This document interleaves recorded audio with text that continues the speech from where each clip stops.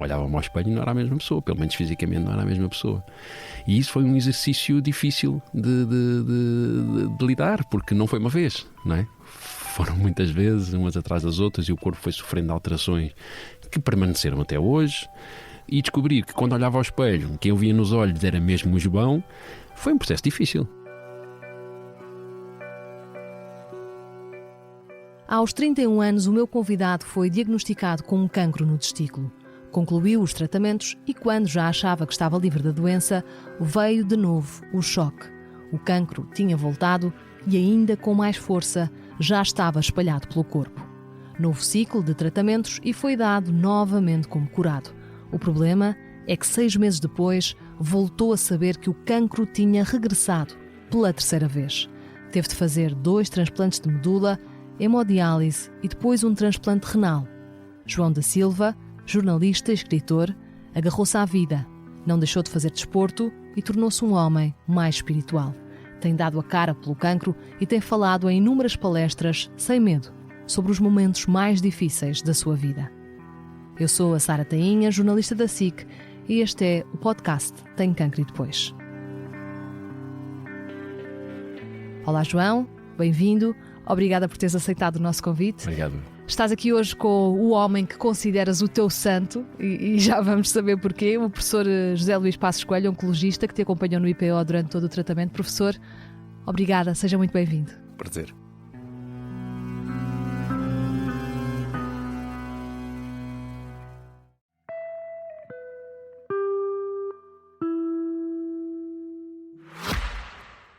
O cancro é de todos. Tenho Cancro e Depois é um projeto editorial da SIC Notícias com o apoio da Novartis. Um espaço multiplataforma que acolhe todas as vozes que contribuem para normalizar como se fala de cancro, fundamental para uma sociedade mais informada e empática. Partilhamos experiências e criamos pontes, porque o cancro também deve ser conversa. Saiba mais e acompanhe este projeto em tenhocancroedepois.pt. João, podemos começar por aqui. Porquê é que dizes que o Dr. Passos Coelho foi o teu santo? Bom, desde o início que estabeleceu uma boa empatia entre nós, também fruto de uma ótima comunicação. E a verdade é que nos períodos mais complicados da doença, sempre que eu via o professor Passos Coelho, sentia-me melhor. Tinha este efeito psicológico muito importante em mim, provavelmente pela confiança que também se foi estabelecendo.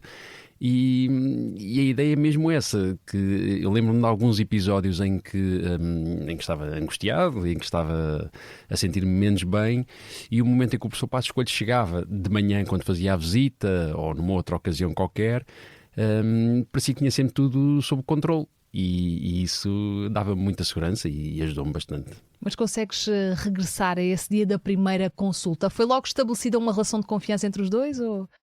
Sim, o professor Passos Coelho tem uma grande facilidade em comunicar, e eu lembro-me perfeitamente desse dia, como é óbvio, como me lembro de muitos outros, mas desse lembro-me perfeitamente. Como é que foi? Ele, quando me viu, antes disso ainda, eu estava na sala de espera e passou uma senhora por mim, que me viu um bocadinho tristonho e cabisbaixo, e perguntou-me: quem é o seu médico? Eu disse: é aqui o professor Passos Coelho. Isso é uma sumidade, pode estar descansado que ele vai tratar de si. Pronto, e então depois, quando entrei lá para dentro, o professor começou a falar comigo e disse: está magro. E eu depois estou um bocadinho magro, estou assim um bocado abatido. Até achei estranha a pergunta, na verdade. Eu achava que era suposto estar magro, já que estava doente e tinha um cancro, era suposto estar magro. E depois ele começou a falar, falou-me logo do Lance Armstrong, perguntou-me: conhece o Lance Armstrong? Pronto, ele também teve cancro, um bocadinho até pior, e ele curou-se e, portanto, vamos tratar disto. Pronto, foi assim. Como é que, doutor, consegues fazer logo esta relação de confiança com os seus pacientes desta primeira consulta? Porque são pessoas que emocionalmente estão fragilizadas, não é? Muito. Portanto, como é que se agarra a confiança dos seus doentes? Não sei se lhes sei responder esta pergunta. Se calhar as pessoas que sigo são capazes de responder com mais propriedade. Acho que faz parte deste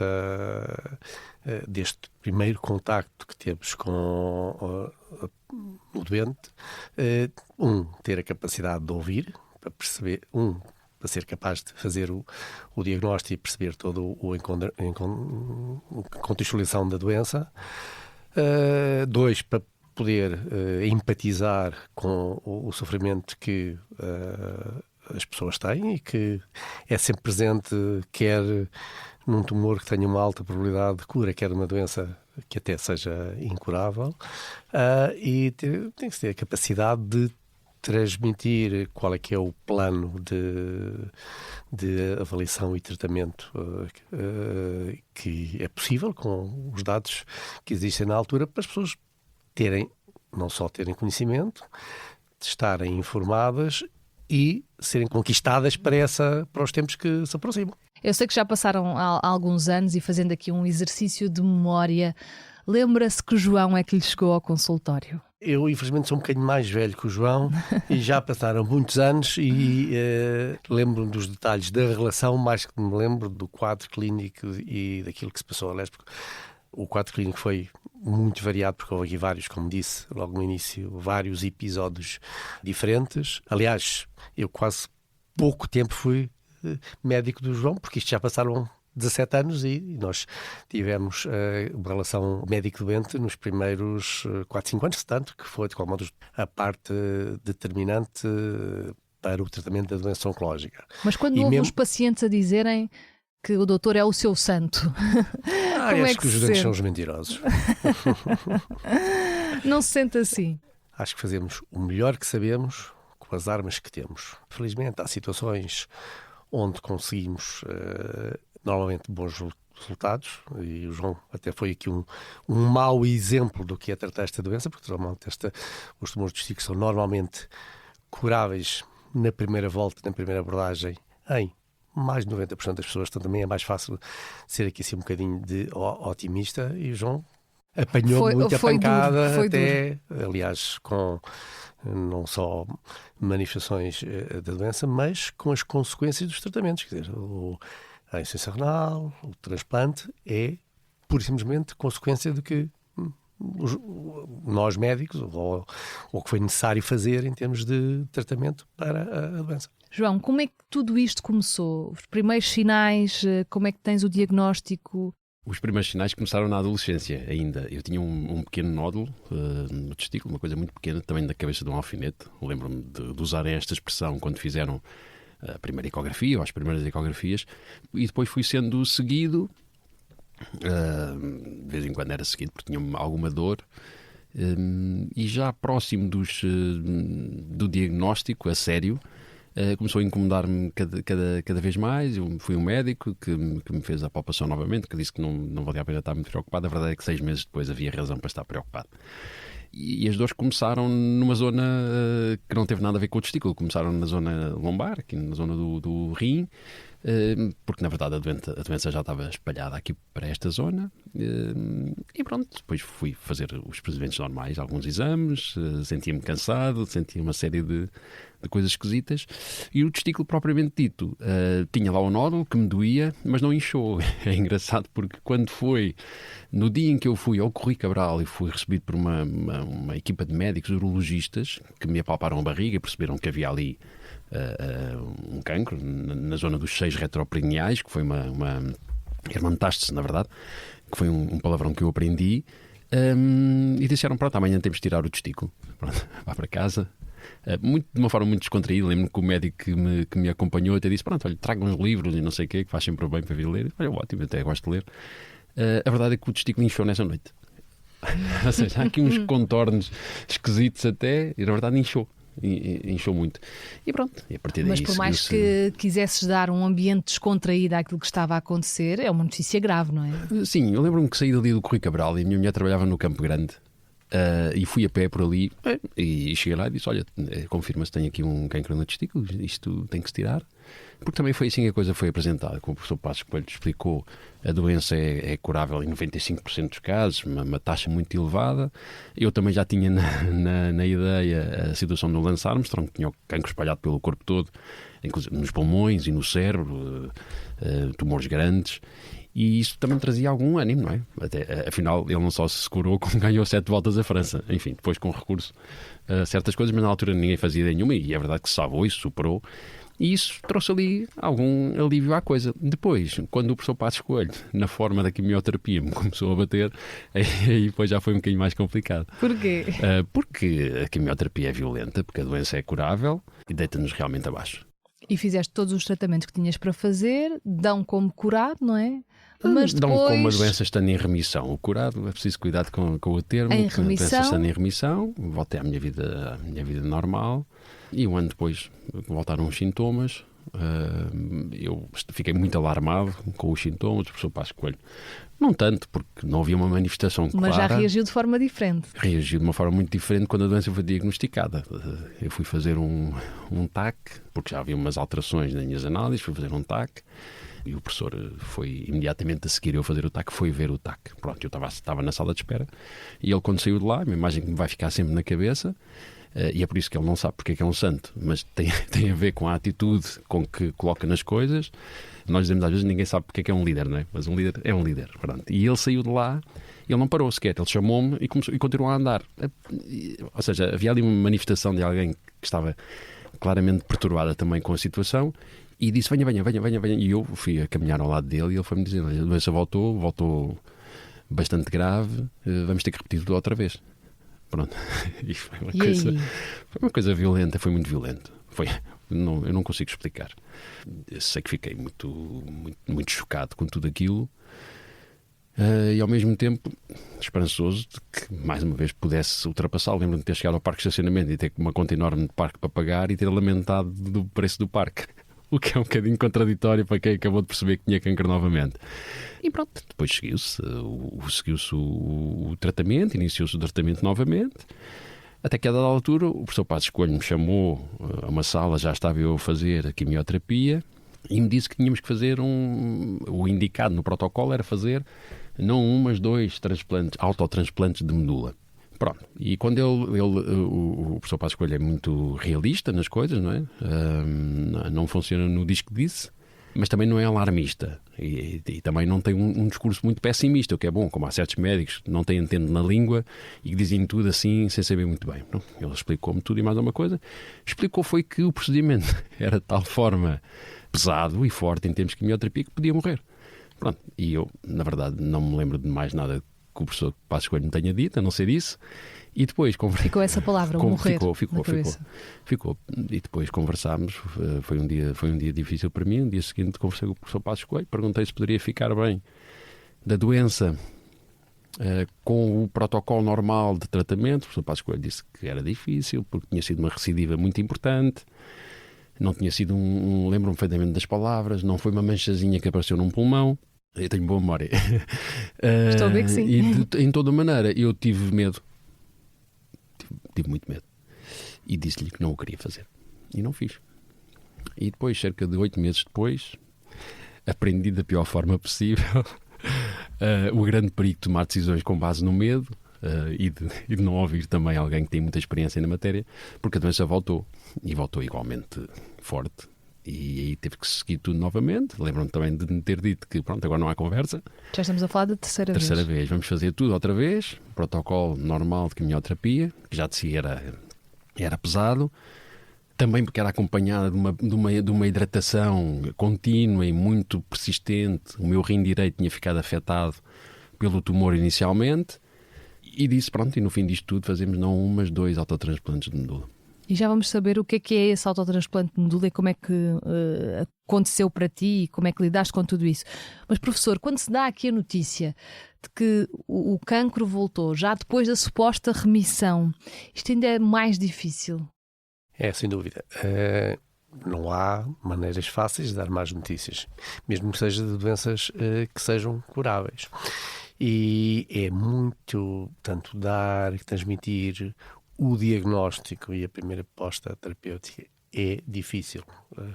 Pode ser mais ou menos difícil consoante a doença em causa, mas a pior pior claramente do que dar a primeira notícia é dar a notícia de uma recaída.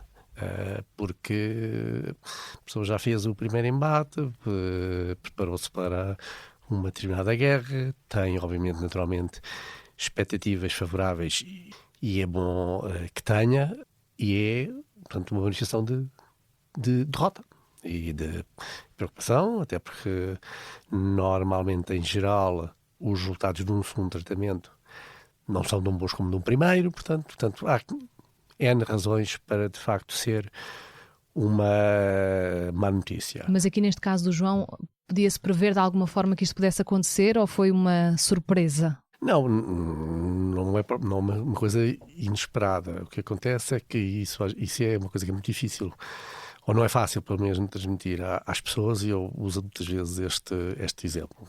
Quando nós vamos de férias e vamos de avião, a última coisa que a gente pensa é que o avião vai cair, certo? Mas pode cair e às vezes cai. E as pessoas morrem, normalmente todas, ou frequentemente, mas é um risco pequeno. Aqui estamos a falar de riscos que não são iguais. Mas quando se acaba um tratamento, seja o tratamento cirúrgico, seja o que quer que seja, há, felizmente, doentes que ficam, em muitas situações oncológicas, curados, e outros que não. E nós não conseguimos, podemos pôr uma probabilidade maior ou menor de estar de um lado ou do outro, mas não temos uma bola de neve de claramente adivinhar quem está de um lado e do outro. E o pior que pode acontecer, e isso digo muitas vezes aos meus doentes, é daqui por 10 anos não quer estar a pensar está ótima, ou está ótimo, está a fazer sua vida normal, e eu não vivi a minha vida porque vivi a minha doença. Vivi para uma doença que não tenho, que foi tratada e que não voltou.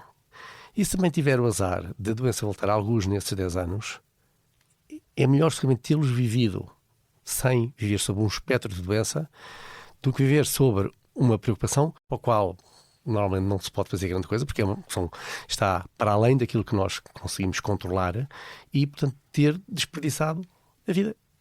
É como, de facto, nunca ir de férias por ter medo de ter um desastre de aviação ou que o avião caia. Obviamente que também lhes digo isto, é mais fácil pagar do que incorporar. E daí há aquela expressão portuguesa que faz como o padre, fazes o que eu te digo, não faças o que eu faço. Pronto, mas é assim, a vida é assim. E como é que tu, João, encontraste a nova forma de viver? Lá está, para não viveres com essa sombra constante da doença. Ou isso é impossível? Não há um dia que não me lembre que tive cancro. Isso aí não sou capaz de dizer que não, porque me lembro todos os dias. Mas lembro-me já de uma forma diferente. Lembro-me muito nesta lógica que o professor Passos Coelho falou, que começou precisamente no transplante, o qual eu já encarei de uma forma completamente diferente. Aliás, a forma de lidar com a doença foi tendo uma alteração grande. Teve uma alteração da segunda vez, teve uma alteração ainda maior da terceira, em que o diagnóstico da terceira já foi encarado de uma outra forma. Não vou dizer normal, mas já foi encarado com uma outra, com mais aceitação, embora da altura me tenha sentido um doente profissional, devo dizer. Isto é uma coisa que eu gosto de dizer. Quando me colocaram um catéter subcutâneo e que toda a gente dizia que isto é para ser mais confortável, porque assim não tenho que andar a ser picado, eu tenho as veias todas queimadas da quimioterapia, dizia, isto é para ficar mais confortável. Mas na verdade, naquela fase, na minha cabeça havia uma coisa: sou um doente profissional. Agora já tenho isto e tudo, isto vai servir para me dar quimioterapia e um dia para me dar um fim tranquilo e em paz. Foi assim que eu interpretei aquele catéter. Claro que ao fim da primeira vez que me o picaram para fazer a quimioterapia, eu percebi, isto não dói nada. Não é bem a mesma coisa que andar todos os dias a picar veias e etc. Alterou também logo durante o transplante, porque da primeira vez estive internado 23 dias, no segundo 34. Passei por situações complicadas dentro do próprio autotransplante. Como por exemplo? Como por exemplo ter um bloqueio do intestino e ter ficado sem comer durante uma semana, sem comer nem beber durante uma semana. Tinha muita sede, tive muita febre, pedia para me trazerem cubos de gelo para pôr na boca para fingir que estava a beber água. As febres eram de tal forma elevadas que também trouxeram sacos de gelo para eu, completamente nu, colocarem-me debaixo dos braços. Imaginem a sensação de colocarem alguém com febre, sacos de gelo debaixo dos braços, enfim. Foram coisas muito complicadas. Tiveste uma borbulha que se transformou numa infecção? Tive uma borbulha, da primeira vez tive uma borbulha que eu cocei sem sequer me aperceber. Aquelas coisas que nós fazemos, passei a mão na perna, me senti uma comichão e na verdade a perna inchou-me e fiquei quase sem andar durante o transplante. Para termos uma ideia também da violência que é na verdade o transplante de medula. Porque para quem nos está a ouvir, quando falamos deste tipo de procedimento, o sistema imunitário vai a zeros, não é? Começa tudo de novo. O professor Passos Coelho depois pode ajudar-me nisto, mas a quantidade de quimioterapia que se recebe em 2 dias é o mesmo que o corpo humano aguentaria talvez espalhar durante um ano inteiro aqui fora. E, portanto, destrói por completo as nossas defesas. E isso tem suas consequências. A nível médico, o que é que aconteceu aqui? Com esta questão do autotransplante de medula, o sistema imunitário, é como se começasse do zero, não é? Há 2 tipos diferentes de transplante de medula óssea. Hoje em dia já não trabalho em transplante há mais de 10, 15 anos, e são conceitos um bocadinho diferentes, e se calhar, já agora para os clarificar. Há o transplante mais antigo, original, é o chamado transplante halogénico, em que há um doente que recebe uma medula, ou hoje em dia, muitas vezes, sangue, de outra pessoa, ou um familiar, do qual é imunologicamente muito parecido, ou um indivíduo qualquer, na outra parte do mundo, que por acaso é muito parecido. Eu, quando trabalhava no IPO, me lembro acho que só aconteceu uma vez, mas fui buscar uma medula a Dresden, da Alemanha, para um doente português. Portanto, há bancos Nesses casos, o tratamento que é feito, que é sobretudo à base de quimioterapia, e se calhar já não é assim atualmente, é sobretudo para destruir o sistema imune do doente, para que ele aceite um novo sistema imune, que ele próprio vai fazer um tratamento contra as células tumorais. Aliás, tem graça que hoje em dia, nos últimos 10, 15 anos, os maiores avanços que houve no tratamento dos tumores mais frequentes é utilizar uma filosofia parecida com medicamentos que também mexem na imunidade, mas neste caso não é a imunidade do sistema imune de um familiar ou doador que vai ocupar um corpo que é novo para ele e vai, ao atacar de alguma maneira também o corpo, atacar o tumor que lá estava. Hoje em dia estes medicamentos fazem isso, acelerando a imunidade do próprio doente. Mas para quem, o que o João fez não foi isso. Para quem não percebe muito desta área, quão agressivo é este tipo de tratamento? O tratamento e aqui sim, neste tratamento, a toxicidade é sobretudo por causa das manifestações autoimunes, como as pessoas têm de lúpus e outras doenças autoimunes graves. No transplante autólogo, o objetivo é, como é feito em tumores que respondem à quimioterapia, às vezes não respondem à quimioterapia em doses normais, que foram os 2 tratamentos iniciais que o João fez, mas que se consegue ultrapassar essa resistência com doses muito mais altas de tratamento. Essencialmente, os esquemas de quimioterapia que foram definidos nesse contexto é dar o máximo que o corpo aguenta, mesmo ali ao limite. Sabendo que antes disso guardamos células do sangue do próprio doente que estão congeladas. Mas a pessoa pode morrer. Pode. É pouco frequente, hoje em dia então é muito menos frequente, depende do contexto em que é feito, mas a mortalidade não é zero. Hoje em dia penso que está abaixo dos 5%, mas não é zero. É claro que também pode acontecer com a quimioterapia em doses normais. Também pode acontecer à saída do estacionamento do hospital. Mas são probabilidades diferentes. Agora, sobretudo, o que acontece é que, portanto, é garantida, temos guardado no banco, que é o congelador, o sangue do indivíduo para fazer a recuperação das células do sangue, mas pelo caminho demos-lhe cabo da boca, demos cabo dos intestinos, pusemos os glóbulos brancos no zero com infecções, causámos toxicidade para o fígado, para o rim. Por isso o João veio a precisar, pelo somatório de todas estas toxicidades, de um transplante renal. Chama-se mesmo máxima tolerated dose. É a dose máxima tolerada pelo corpo. Isto é realmente... Portanto, tem toxicidades. Hoje em dia, de facto, também nessa área tem-se feito avanço e, portanto, quer a terapêutica de suporte, já não é bem igual. Eu penso que neste momento estamos a fugir um bocadinho deste cenário. Mas esse cenário não deixa de ser muito assim. E um cenário que acontece, infelizmente, João, principalmente para os homens, é que sentem a pressão da masculinidade. E ter um cancro no testículo, para ti foi particularmente difícil ou sempre conseguiste gerir bem esta questão? Não foi nada difícil. Eu estava demasiado preocupado com a doença para me preocupar com isso. Não consigo responder de outra forma porque foi assim, precisamente. Nunca me senti minimamente diminuído por só ter um testículo. Tive curiosidade quando me tiraram, porque deitei a mão naturalmente, não é? Quando acordei da operação, deitei a mão para ver e percebi que tinha 2 e que a cicatriz era um bocadinho mais acima, portanto, vamos aqui por cima para chegar lá abaixo. Depois também perguntei ao médico, então, e afinal tenho 2 na mesma, sim. Quando é uma pessoa nova, nós nem perguntamos e pomos uma prótese. Nunca me senti minimamente afetado por isso, mas gostava de ter 10 euros pelas vezes que já me fizeram essa pergunta. Mas sei que há muitos homens que ficam afetados com isso, até porque é uma doença que afeta uma faixa da população numa idade difícil, não é? Entre os 15 e os 35 anos, maioritariamente, em que ainda estão um bocadinho na afirmação da masculinidade, talvez. A mim eu não senti minimamente com isso. Estava demasiado preocupado com a doença para sentir o que quer que fosse. Mas por isso mesmo, também tendo consciência de que isso é uma questão, quiseste falar para os mais jovens. Para os mais jovens e para toda a gente em geral, não é? Porque esta doença ataca numa faixa etária jovem, não é? Entre os 15 e os 35 anos. Há um trabalho que eu tento fazer de sensibilização para o cancro do testículo em escolas, em clubes de futebol, nessa faixa. Qual é que é o nome do projeto? Chama-se Apalpa-os. O nome técnico é Palpa-os, faixa palpação.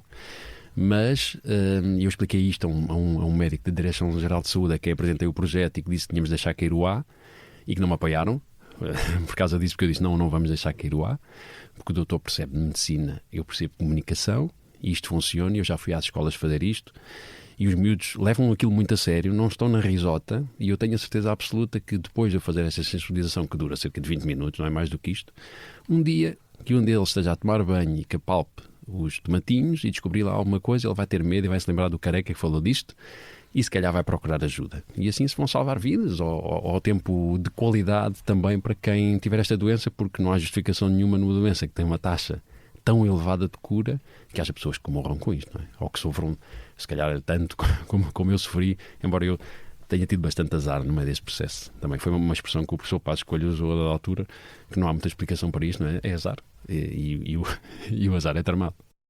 Esta questão da sensibilização nos mais novos é muito importante, não é? Isto não é ficção, é a realidade.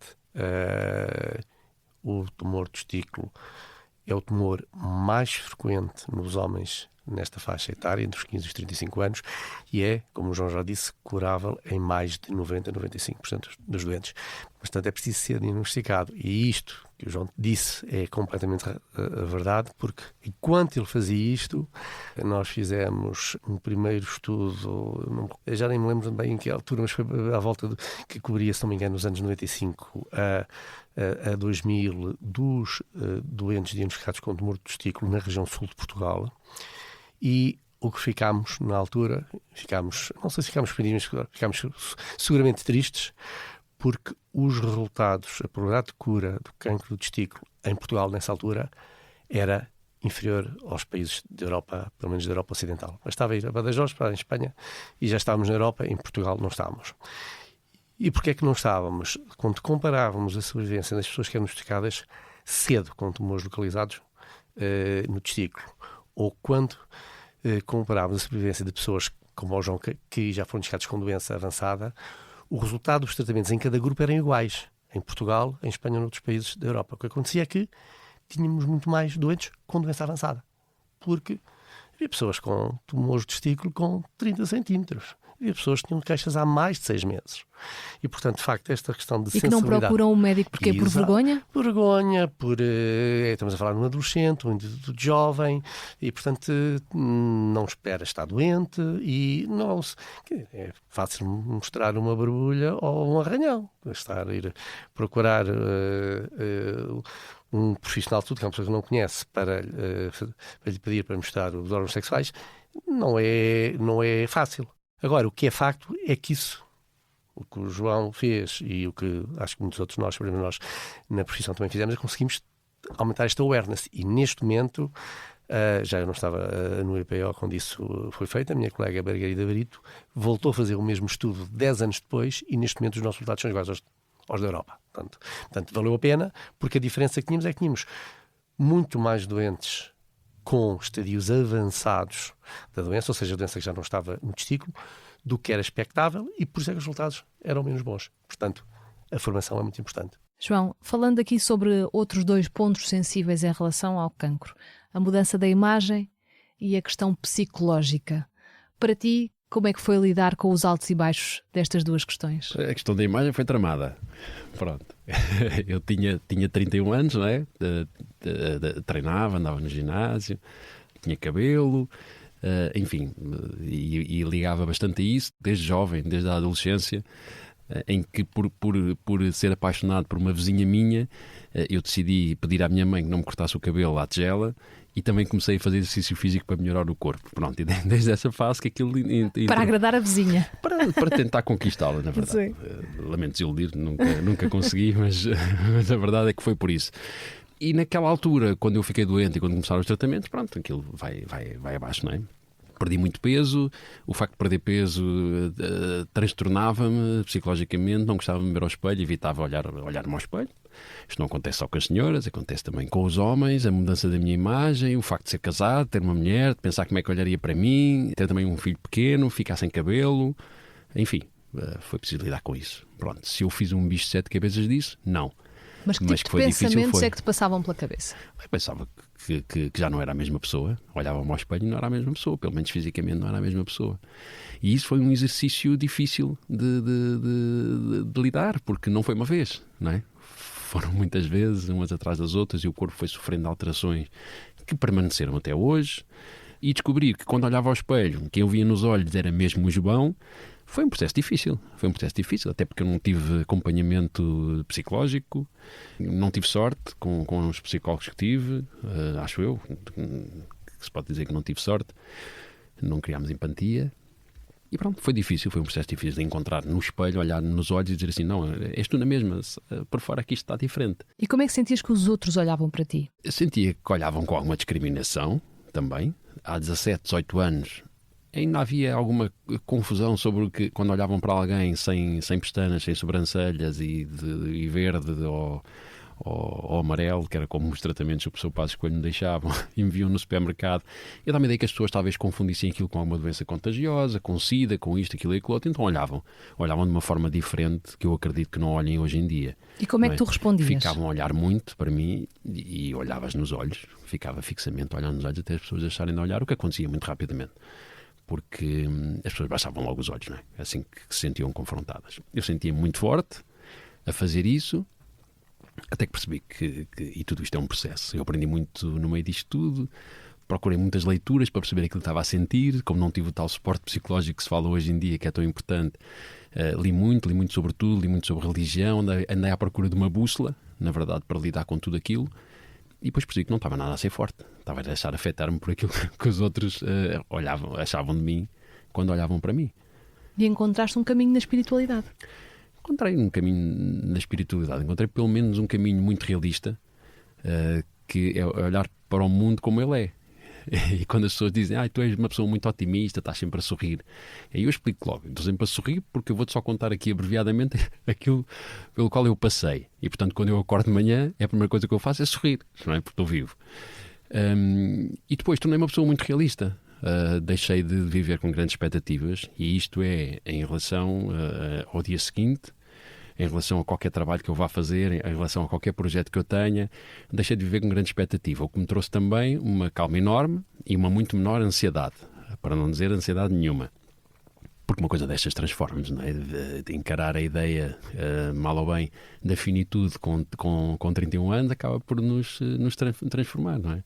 E eu também quis muito partilhar isto, porque eu acho que quem visita o inferno, e quando eu digo isto é sem ponta de exagero, traz lições para partilhar com quem teve a sorte de nunca por lá ter passado. Porque nós podíamos estar aqui o dia todo e nunca conseguiria passar-vos nem um décimo daquilo que eu passei, fisicamente e em termos psicológicos. O medo de morrer, tinha um filho com 1 ano e meio, não é? Perceber que o meu filho podia crescer sem pai, enfim, tudo e mais alguma coisa que podem imaginar. Pronto, e hoje em dia sou muito franco sobre isto. Sei que não há muitos homens a falar sobre isto, muito menos sobre o cancro do testículo, mas para mim é absolutamente normal. Ainda para pegar na questão da masculinidade, é perfeitamente normal falar sobre isto, porque os homens também choram. Claro que choram. A tua mulher, como é que lidou com isto tudo, tendo em conta que também tinha um filho tão pequeno nos braços? Sim, a Luísa, que já não é mulher agora, é ex-mulher, que é a minha maior amiga, Ainda hoje vivemos uma coisa que nos ligou para a vida. E ela era uma guerreira, quer dizer, era o timoneiro daquilo tudo, movia mundos e fundos para o que fosse preciso, tomou conta de tudo e mais alguma coisa, conseguia trabalhar e acompanhar-nos, estar sempre presente, sempre que era preciso, e sempre com uma atitude nada derrotista. Quer dizer, às vezes eu percebia algum cansaço, mas até isso disfarçava-se, não é? Eu acho que faltava também, já mais agora, alguma literacia nessa área. Os meus familiares, eu acho que também não sabiam como lidar com aquilo. Naturalmente, não lidavam da melhor forma possível. Não vamos mostrar que estamos abalados, não é? Para que ele não fique mais triste. Mas se calhar, a determinada altura, eu até gostaria de ter sentido que eles estavam abalados para eu poder também expressar o meu abalo. E então vivíamos ali numa... Todos a tentar fingir, mais ou menos, entre aspas, que estava tudo bem. Pode-se usar isso. Eu não vi uma lágrima nos meus pais, não é? Durante 3 anos. E nós imaginamos a quantidade de vezes que os meus pais devem ter chorado. Eu lembro-me de quando saí do segundo autotransplante, mais ainda do que no primeiro, passei as passas do Algarve. E quando saí de lá, saí de Rastos. E eu já era uma pessoa muito bem disposta com o cancro e com tudo aquilo, lidava muito bem com aquilo. As pessoas que trabalhavam lá na aula da transplantação ficavam muito espantadas como é que eu conseguia ter aquele espírito. Mas, no entanto, eu saí de lá completamente de Rastos. E eu lembro-me de ter chegado ao carro. O meu pai estava à minha espera. E eu entrei no carro, e eu ia abalado. E o meu pai disse, não, tudo bem. E arrancou o carro. Parecia que tinha ido buscar ao secundário. E o meu pai não é assim. Foi também uma atitude que adotaram. Depois cheguei a casa, lembro-me que tinha a minha família à minha espera, estava lá dentro, meu filho, etc. Eu só queria ver a minha mãe. Então entrei, porque vivia numa vivenda, assim que dobrei a esquina, vi a minha mãe, com dificuldade para caminhar, mas até apressei o passo a correr para chegar ao pé da minha mãe, abracei-me a ela, desatei a chorar. E a minha mãe só disse o seguinte: chora só aqui, filho, não choras ao pé de mais ninguém, chora só aqui.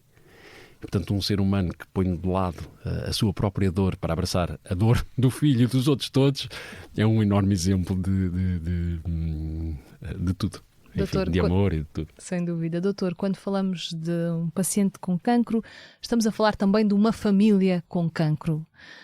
Esta gestão familiar para pais, para filhos, para mulheres, companheiros, isto é muito difícil e muitas vezes acabam por ser esquecidos, não é? É seguramente, e isso acontece obviamente em todas as idades, mas como disse o João, é mais notório porque quanto mais novas as pessoas são, não só pelas expectativas de saúde e não de doença que a pessoa mais nova tem, como por muitas vezes essa pessoa é um componente fundamental até no suporte financeiro da família. Portanto, não são muitas as pessoas que podem assobiar e ter uma pessoa não só na família a trabalhar para sustentar. E isto que o João descreve em relação aos pais é de facto muito importante, e às vezes de facto é preciso lembrar os familiares que as instituições são as melhores que há, mas eles têm que estar receptivos para ouvir e receptivos para dar solidariedade. Se a pessoa pode transmitir uma imagem que não corresponde nada à realidade, por um lado. Pois, às vezes, isso lembro-me de ter acontecido algumas vezes, alguns doentes com tumores de ciclo, que eram 17 anos, lembro-me seguramente, 18, e de avisar os pais, olha, ele vai estar revoltado com o que lhe está a acontecer, tem toda a razão, e a primeira pessoa com quem ele vai descarregar a raiva vai ser nos pais, porque é a única pessoa que ele sabe que vai aturar isso. Não pode ir ao vizinho nem ao professor e descarregar em cima do professor, vai descarregar em cima. Portanto, estejam preparados, não quer dizer nada, é a maneira de lidar com a sua frustração. Acho que aqui o comentário que o João fez em relação às pessoas no supermercado, isso acho que já não é assim, mas poderá ter sido várias coisas. Eu acho que nós portugueses temos uma coisa que é boa e é má. A mesma coisa, que somos muito solidários. Portanto, ao vermos uma pessoa que percebemos que está em sofrimento, aquilo mexe connosco. E, aliás, é uma das razões que às vezes quando se fala na queda do cabelo e usar uma peruca, eu não obrigo as pessoas, use, não é por nada, é porque não vai ter sossego, porque vai à rua e tal, qualquer pessoa com quem cruzar que o conhece vai falar, mas o que é que se passa, o que é que lhe aconteceu? Portanto, não consegue ter, quer dizer, é uma tortura. As intenções são boas, Mas o que é certo é que não há sossego, não há intimidade, não há privacidade. E às vezes ainda fazem coisas mais engraçadas.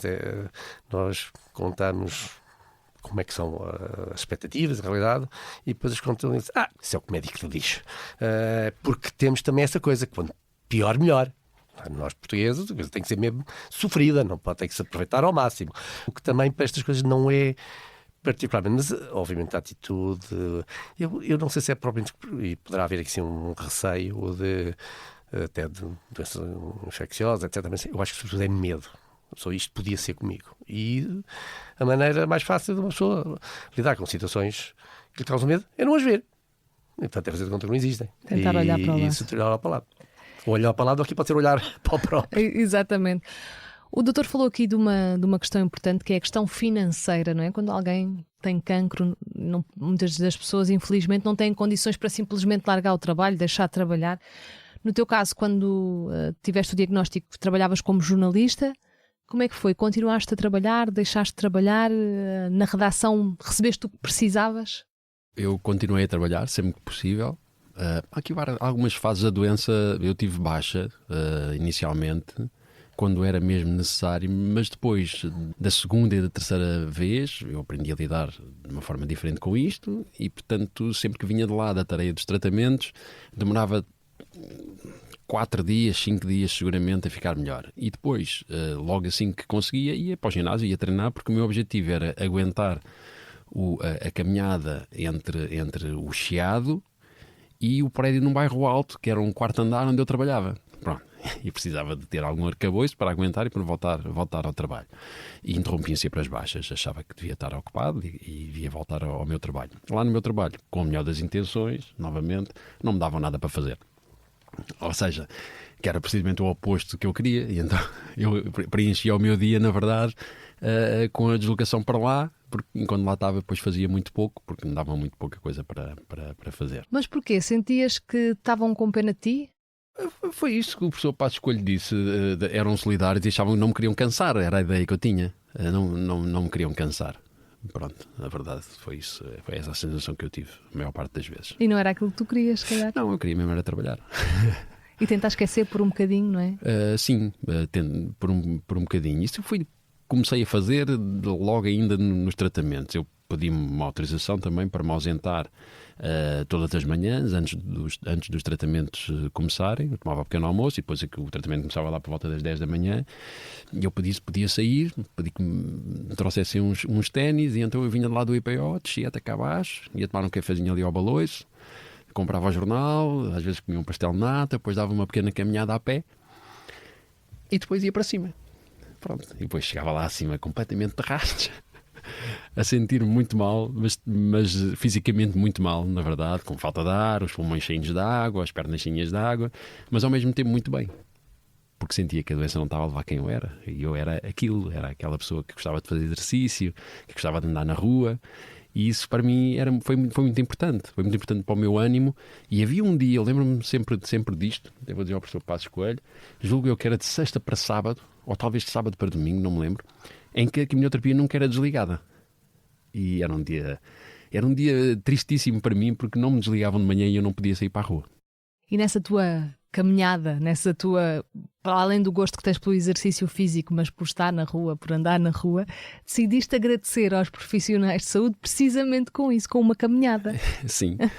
Sim, isso tem um início engraçado. Eu estava a lavar a louça, na verdade, logo a seguir à pandemia, estava a lavar a louça, e tive esta ideia, disse assim, eu podia fazer isto, não tenho qualquer tipo de limitação, eu podia fazer uma caminhada para prestar a minha homenagem a quem me ajudou durante isto tudo e também passar uma palavra de esperança e de força e de alento para quem lida com o cancro, mas não só, quem lida com outras coisas, não é só o cancro que é mau, quem lida com outras doenças, com outros problemas na vida.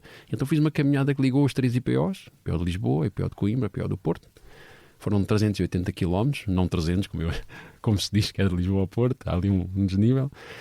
Em 13 dias, fui escrevendo uma crónica para o público, em cada um desses dias, e tive reações extraordinárias, com mensagens a toda a hora, e por fim, pronto, cheguei ao IPO do Porto, onde fui muito bem recebido e onde finalmente descarreguei todas as lágrimas que não tinha descarregado provavelmente durante todo o processo em que estive doente e também depois disso. Pronto, e agora já estás a pensar noutra?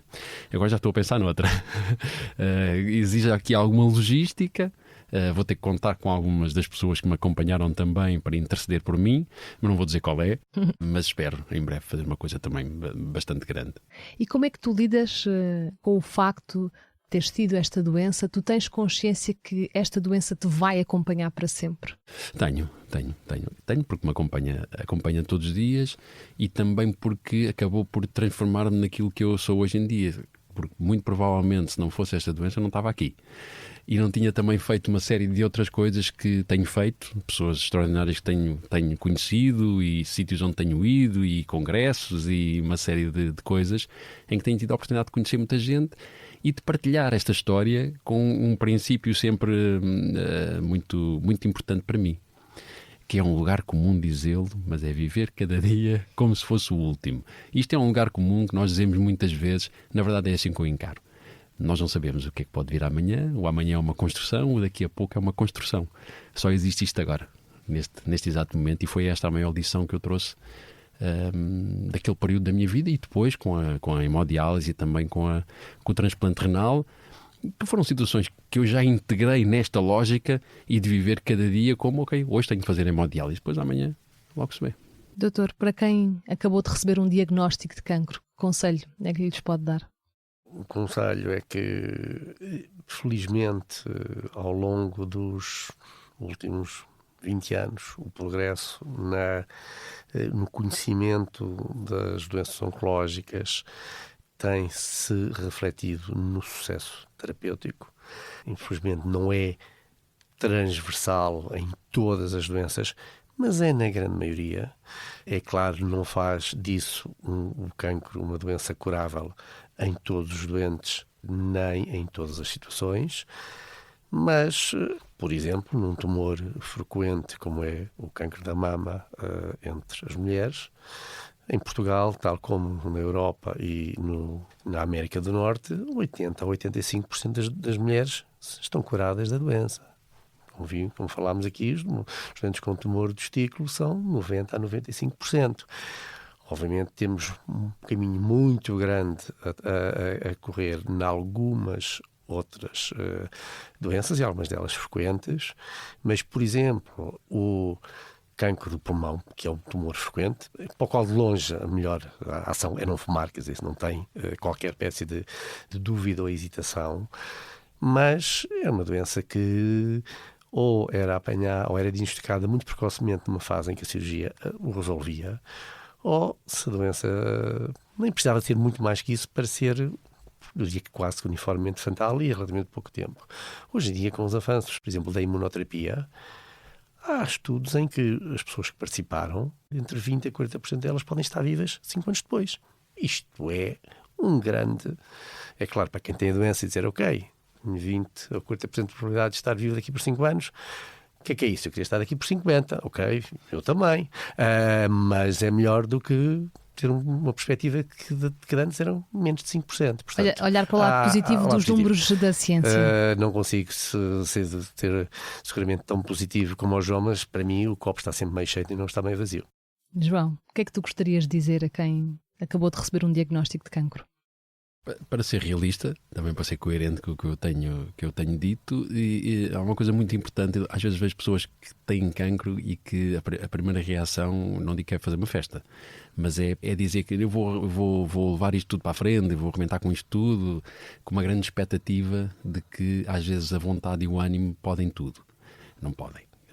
Temos que contar com quem vai tratar de nós, da doença, dos efeitos secundários daquilo tudo, do que se vai passar na nossa cabeça no meio daquilo tudo, e portanto há que fazer o luto.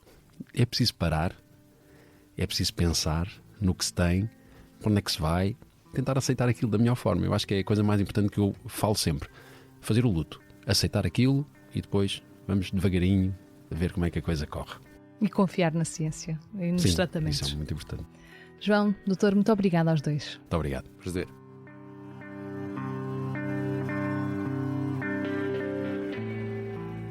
Tenho Cancro e Depois é um podcast de SIC Notícias com sonoplastia de Gustavo Carvalho e Hugo Oliveira, com apoio à produção de Joana Henriques e João Filipe Lopes. A coordenação é de Joana Beleza e a direção de Bernardo Ferrão.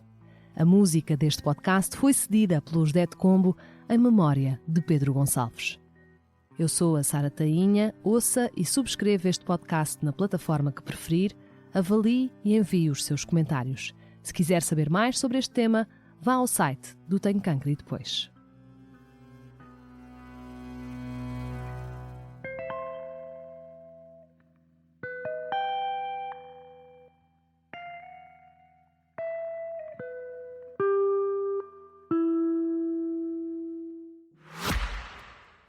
O cancro é de todos. Tenho Cancro e Depois é um projeto editorial da SIC Notícias com o apoio da Novartis. Um espaço multiplataforma que acolhe todas as vozes que contribuem para normalizar como se fala de cancro, fundamental para uma sociedade mais informada e empática. Partilhamos experiências e criamos pontes, porque o cancro também deve ser conversa. Saiba mais e acompanhe este projeto em tenhocancroedepois.pt. Num mundo cheio de informação, como ajudar os mais novos a compreender as notícias? O Grupo de Mídia Impressa tem hoje na sua oferta informativa o SIC Explica-me e o Expressinho, projetos editoriais pensados exclusivamente para crianças e jovens. Notícias claras, adaptadas, que despertam curiosidade e formam cidadãos informados. SIC Explica-me e Expressinho. Informar para crescer.